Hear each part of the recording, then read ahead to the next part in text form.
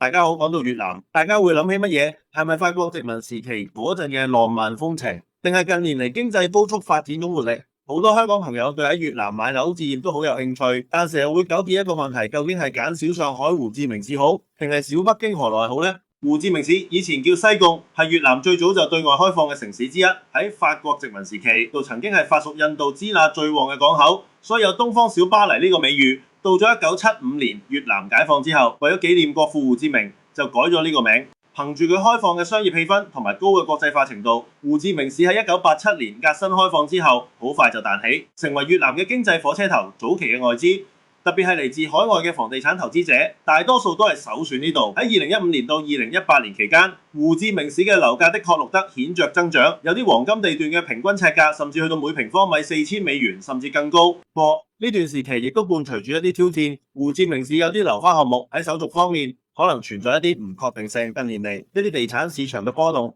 亦都令到投資者開始重新審視呢個城市嘅潛力同埋風險。但係值得留意嘅係，胡志明市作為越南嘅商業同消費中心，具備極強嘅市場引力。隨着市場調整同法規日趨完善，由2025年開始，我哋見到嚟自越南北部以及更廣泛嘅本地資金重新流入胡志明市嘅房地產市場。尤其係喺高端住宅同商業地產呢兩個範疇，呢個顯示出市場對呢個南方經濟龍頭有長遠嘅信心。與胡志明市嘅熱情奔放唔同，河內作為越南嘅首都，散發住一種沉穩嘅歷史氣息。近年嚟就展現出令人矚目嘅發展潛力，特別係自從2019年中美貿易戰以嚟，全球供應面臨重挫，河內憑住佢鄰近中國供應鏈嘅地理優勢，以及更廣闊嘅腹地，成為承接中國製造業轉移理想地點。大量高科技外資，好似富士康、立信精密、比亞迪等等，紛紛喺北部地區設廠，推動咗當地經濟結構嘅優化。根據2005年嘅數據，越南吸引外資總額再創新高，其中高達57%嘅投資流向製造業，而呢啲製造業項目中有超過60%落喺越南北部。呢種產業升級